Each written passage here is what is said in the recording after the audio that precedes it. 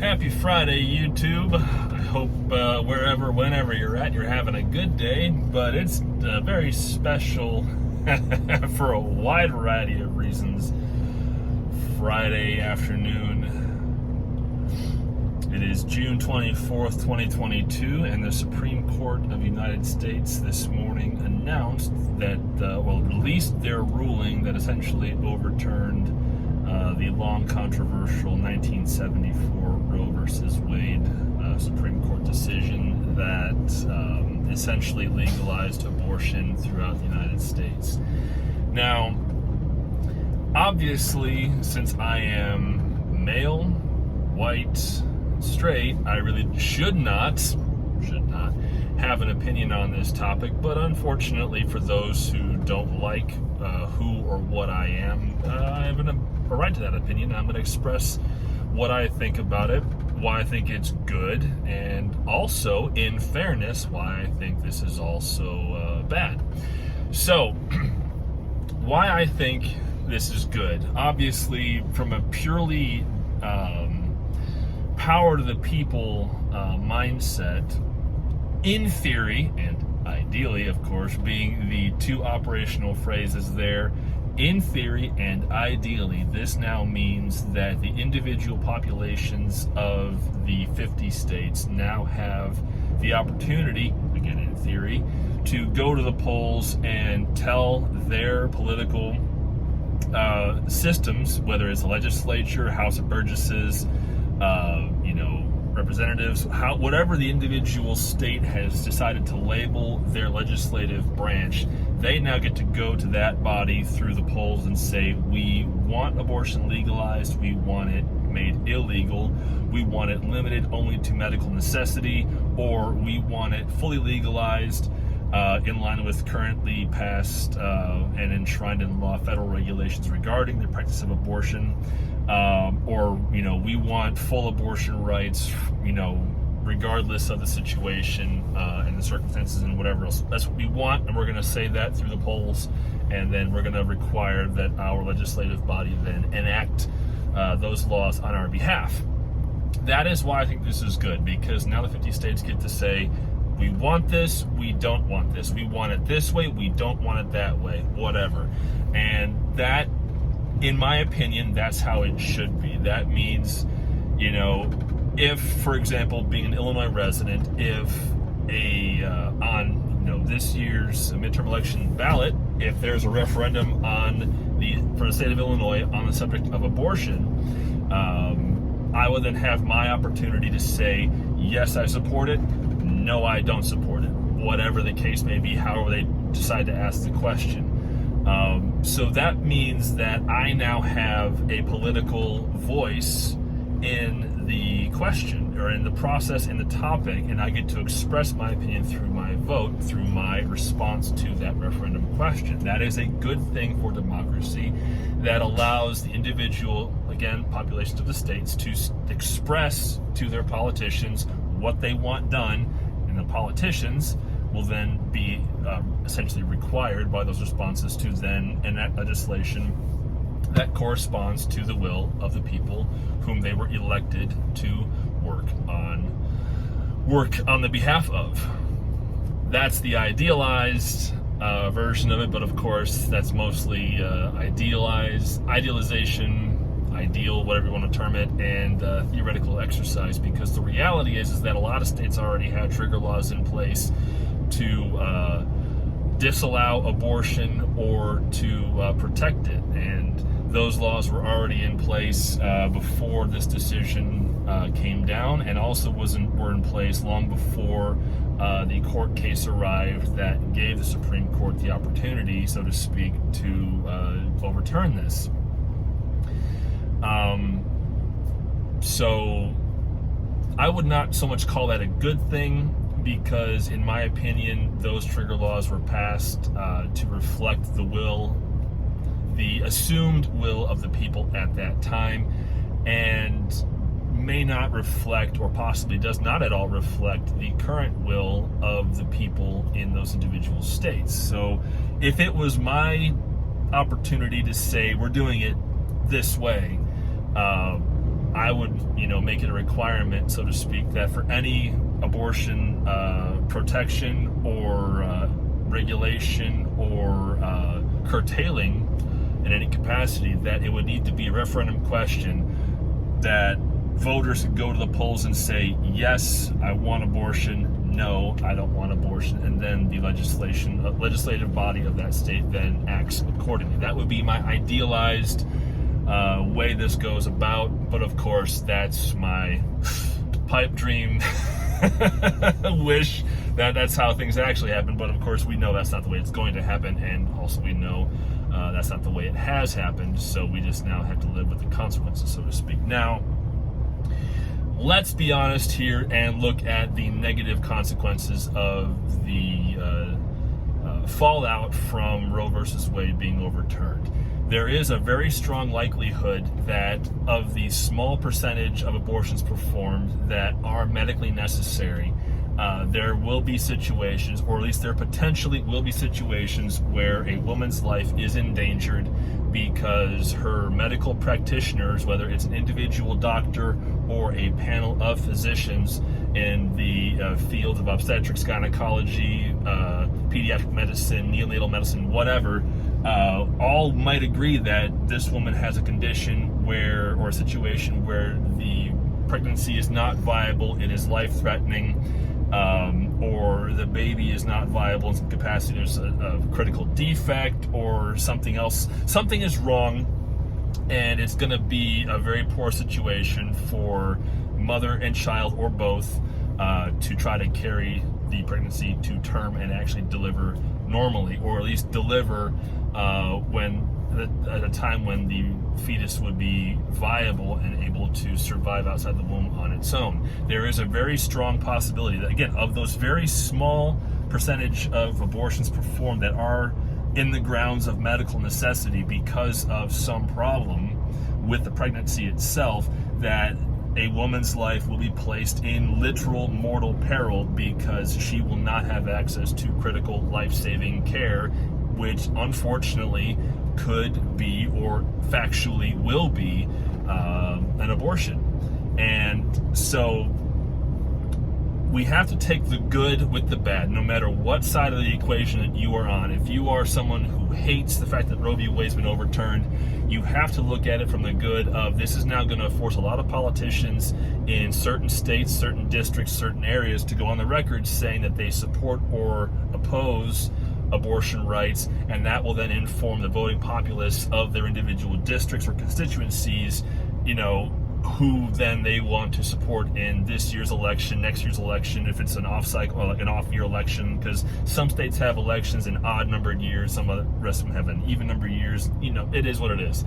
That will then have consequences for the legislative body, because certain members who have to go on record, I support it, I don't support it, that will have consequences for them among their constituencies, because that could cost them their job, or it could galvanize their base to make sure they stay in office. And we're going to see a lot of that this year with the midterms, where a lot of people are going to get pigeonholed, being on the record, good or bad, and that will have consequences in this year's congressional elections, for the House as well as for the Senate. So that's good if you're someone who wants to see a lot of anti-abortion politicians voted out of office, so that you can get pro-abortion politicians elected, so they can then vote for either state-level laws protecting or permitting abortion, or federal-level laws protecting and permitting abortion. So there is that. Another side of the coin, a whole different side, perhaps the rim, I don't know, the border, whatever you want to call it, is that, with abortion set essentially to become, no longer an option for an elective medical procedure, this means that a lot of people now are going to have to look very seriously at birth control in order to, if they want to continue to have unprotected sex, they're going to have to either be on some sort of contraceptive medication, whether it's a birth control pill, or a contraceptive device, like an IUD, or, condoms, or whatever, in order to prevent unwanted pregnancies, because those pregnancies, there's no longer an easy out in a lot of states to, terminate it early in any capacity.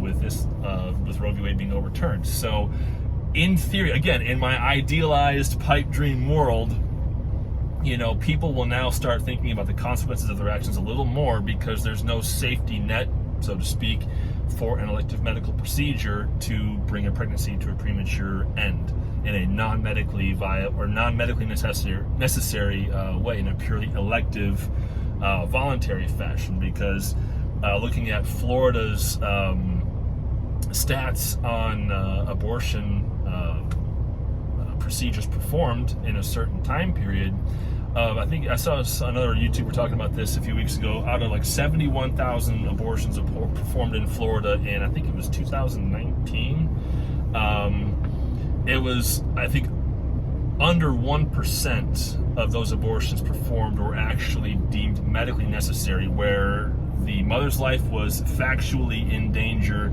or the pregnancy itself was not viable, and an early termination was essentially an act of mercy, as opposed to a horrible, inhumane act.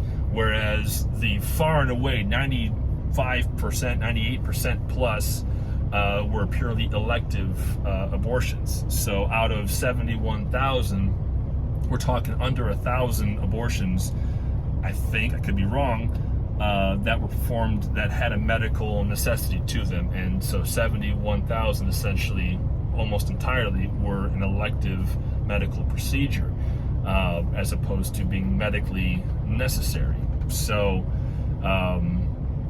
for the Right to Life crowd, they're going to be cheering about that, obviously, because that means no more elective abortion in a lot of states, which, it's a good thing for those children.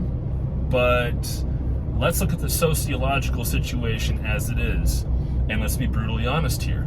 The United States is full of a lot of stupid people.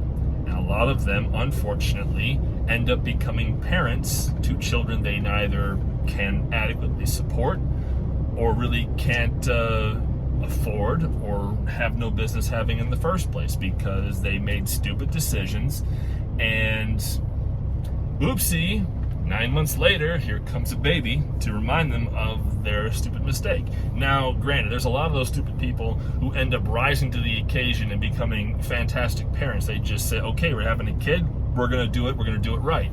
And they do.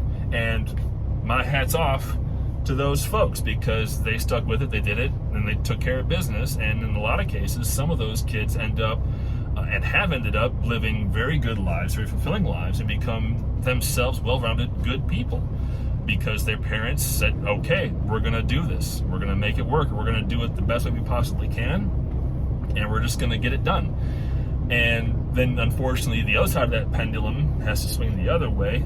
The rest of those folks, they don't do such a great job, and they just keep perpetuating some of the same problems we've been having for decades. Extreme poverty in a wide variety of demographics and situations. It's not just limited to exclusively one demographic, insert group name here. It's not limited to one region, insert region name here. And it's not limited to one certain political affiliation or ideology, insert group name here.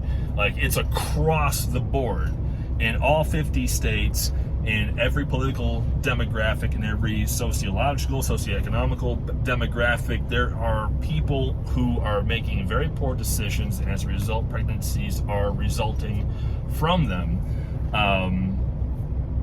And again, some folks rise to the occasion, the rest unfortunately do not. And so we have the routine problems we keep having of child support problems, and welfare problems, and child care problems, and just all these problems that we could be avoiding if on an individual basis people were just smarter about their decisions. But if wishes were horses, we would all be riding on literal herds across the plains, hooting and hollering and gallivanting about. Because, it's a flight of fancy to think or believe that this court ruling overturning Roe v. Wade will actually inspire common sense to be breaking out across the populations of people who are sexually active and who can also have children. The odds of that happening essentially are zero, because stupidity is as common in the universe as hydrogen. who know your science, hydrogen is element number 1 on the periodic table, and it is therefore the most abundant in the universe because it's the most common and easy to get down to, essentially. So yeah, that's half my foot in my mouth.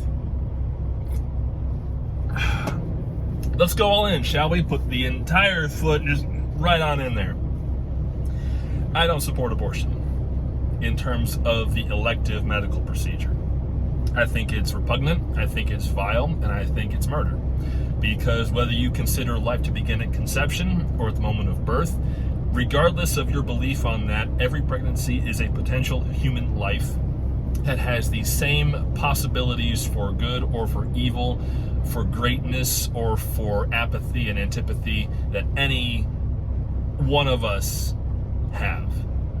And to deny that life the opportunity to experience the world for good or for ill, in my opinion, is a travesty. And I am glad Roe versus Wade's been overturned for that regard, for that one major reason. Now, when it comes to the medical necessity of abortion, where a situation has arisen where, you know, a woman is in need of a medical procedure, just load me up here.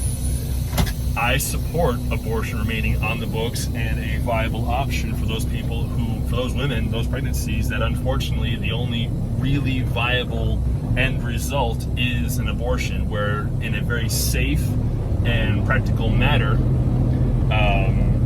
that pregnancy can be terminated in such a way where the mother is properly cared for and has good medical support. Because unfortunately, there is that very small percentage of abortions that are medically necessary, because the pregnancies that they are terminating are not medically viable. The babies do not form properly. There's horrible defects, all kinds of things. But then what about sexual assault? Romeo Alpha Papa Echo. You know what that spells. In that situation, I believe absolutely the victim should be offered the option to terminate that pregnancy. I don't agree with the situation, of course, that caused the pregnancy, but I don't believe it is right for the woman in question, the victim of horrible sexual assault, to be required to carry that pregnancy to term when she will have no support, and she will essentially have to bear the stigma of being a victim of heinous, horrible sexual assault for literally the rest of her life. I don't support that.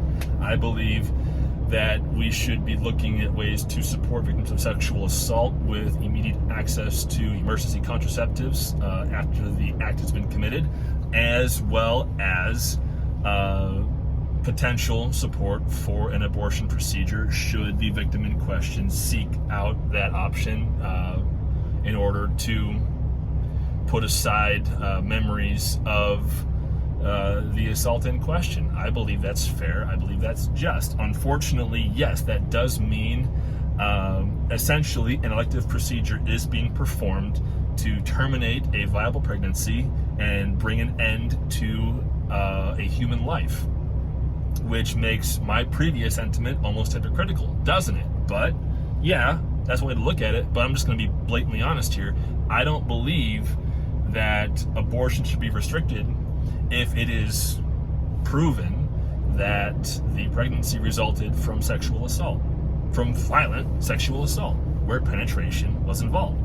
I don't believe that should be denied. I believe there should be contraceptive care for that, emergency after the fact, through the use of the sexual assault diagnostic kit, whatever they call it, the Romeo Alpha Papa Echo kits. Because in my opinion, that's justice for the woman who was assaulted. So that's where I stand on the situation. May not be a complete stance, but I feel I need to be honest, because this is a divisive topic, and frankly, I think the more honest we are about these topics, the more likely, in theory and ideally we are to have a civilized discussion about these topics in the future. And there's a lot of band-aids about to be torn off in a lot of places in the aftermath of Roe v. Wade being overturned, but we're going to have to find ways to move past them. We're going to have to find ways to identify where we can get better, how we can get better, and where we can get better. And one way we can do that, of course, is by looking at ways to support victims of sexual assault, and then also empowering those victims to come forward sooner, so that there is a higher chance of their perpetrator, their assaulter, being caught, incarcerated, and himself subjected to, criminal punishment. At least in an idealized fashion, in an idealized world where we're all riding the same herd of horses made of wishes and smoking out of the same pipe for the dreaming purposes. That's what would happen. The reality, of course, will be nothing like what I wish would happen, but unfortunately, we are human beings, and right now it is impossible for us to actually want to see eye to eye on certain things, because we're having far too much fun being entrenched and divided into our own ideological bubbles. And because of that, civilized discourse on these crucial topics is factually impossible. So with that cheerful thought on this Friday afternoon, have a great day. I'll see you down the road.